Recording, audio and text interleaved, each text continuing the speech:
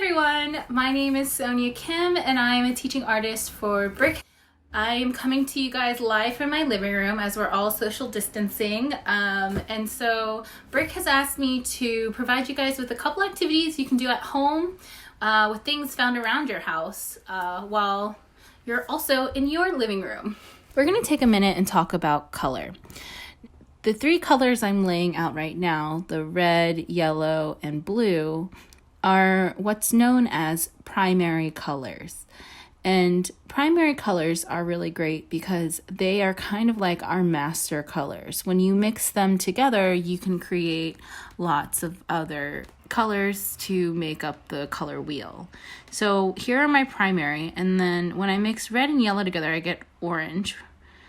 And then yellow and blue are green, and then red and blue are purple, and those are known as our secondary colors.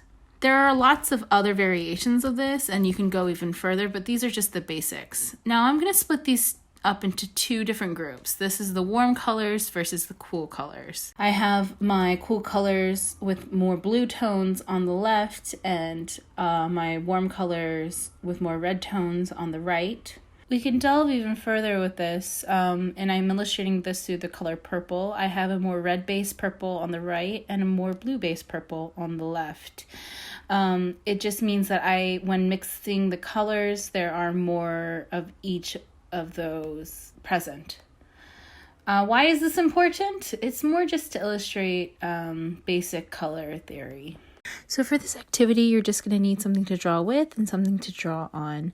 It doesn't have to be a fresh sheet of paper. It can just be whatever you have lying around. Now, I have both markers and colored pencils. You may not. That's totally fine. And so the next thing we're going to need are our hands. Then I'm going to pick one finger and I'm going to trace it one time. So it doesn't have to be that pointer finger. It can be your pinky or your thumb.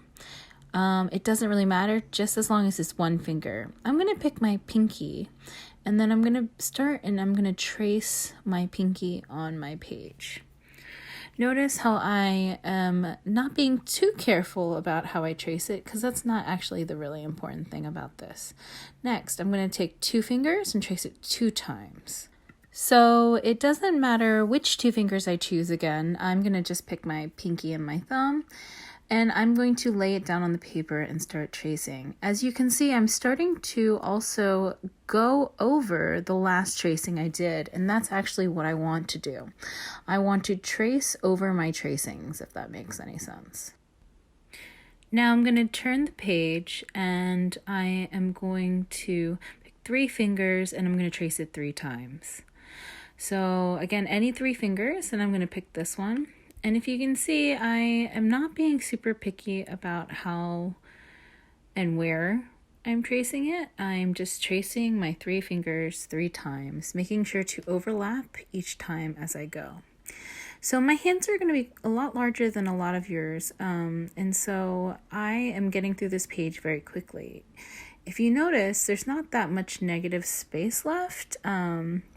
And I can fill that if I want to with using 4 fingers 4 times, or 5 fingers 5 times, or 6 fingers. No, I can't do 6 fingers. What would I write with?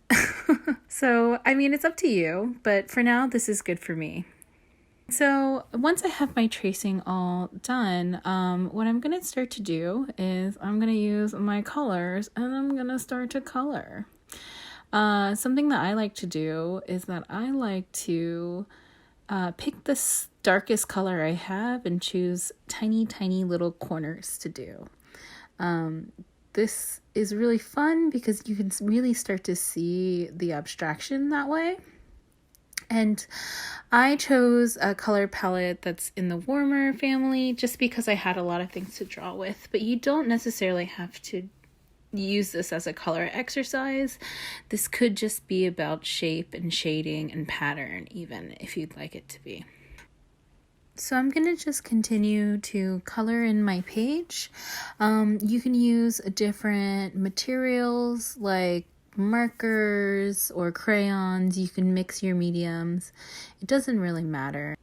It's The best part about this activity, actually, it's the fact that it doesn't take itself too seriously. And you can kind of make up your own rules, really. The rules I made for this are really arbitrary. It's just fun to decide something and then stick to it. So I'll just be continuing to fill in my page. If I'm starting it and I realize I want more fun tiny corners to color in, what you can do is you can trace your hand again. Again, there are rules, but they're not really strict. So because I want more corners to color, I'm gonna trace my hand. I stopped at 3, so we're gonna do 4 fingers 4 times. All right, so this is where I decided to end this piece. As you can see, I didn't color the whole thing in, but you're more than welcome to. You can pick colors that are within the same family. You can do a monochromatic one using pattern like this one here. I used checkerboards and polka dots, and I played with that. Or you can mix both color and pattern together. There really are no rules. I even messed around with paint a little bit, and the painting was quite fun. Again, if you don't have everything that I'm showing you, that's okay. Use what you have. Let's get resourceful and creative, you guys. I hope you guys enjoyed this, and I hope it goes really well for you. For this activity, all we're going to need is a piece of paper. It doesn't have to be a full sheet of paper. It can be just a scrap of a plastic paper bag or anything like that. We also need some drawing materials such as colored pencils or markers or crayons. And we're going to need something to randomize numbers. So I'm going to use a die. You can just ask people for 2 different numbers, or you could use the dice app. It doesn't really matter. It just a way to get numbers randomly would be great.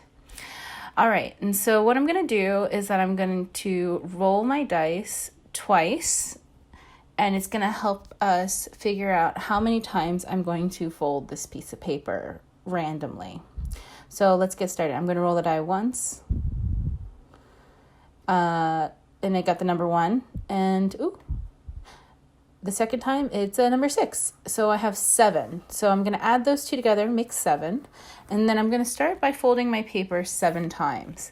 Now, as I'm folding, I am being really random about it. I'm turning it around and I'm making sure I'm not going in the same direction each time. So I'm just going to continue until I fold out 7. Doesn't have to be perfect. It's nice to have crisp, clean lines, however, just for the next step. So I did 7. As you can see, the shapes on my paper are actually quite large, and that's good. And you can leave this here. But for me, I am really bored, so I want more. So I'm going to roll the dice twice again. So 10 more times. I'm going to fold 10 more times, so for a grand total of 17.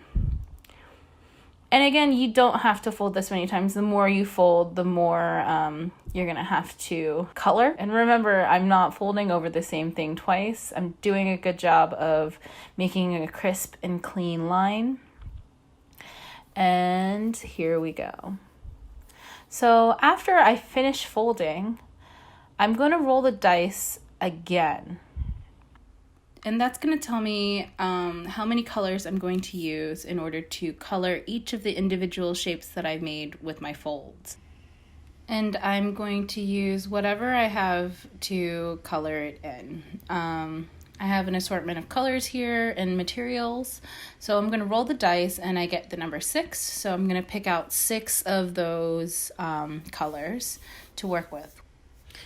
And there we go. So once I have pulled out all the colors that I want to use, and remember, it doesn't matter if it's a marker, a crayon, or a colored pencil, or anything else, paints maybe even, I'm just going to start and begin by coloring in the shapes that I created with my folds. I'm going to continue doing this for my whole page because I want to fill in the whole thing. So here's a completed page doing the second activity. As you can see, I've done it with other materials and with only one color at a time. You can work with shading. You don't have to fill in the whole page. You can even work smaller, which is kind of fun. It gives it a real quilted sort of look to it. This is an exercise in letting go of control, and it's an exercise in color. So I hope you guys have fun.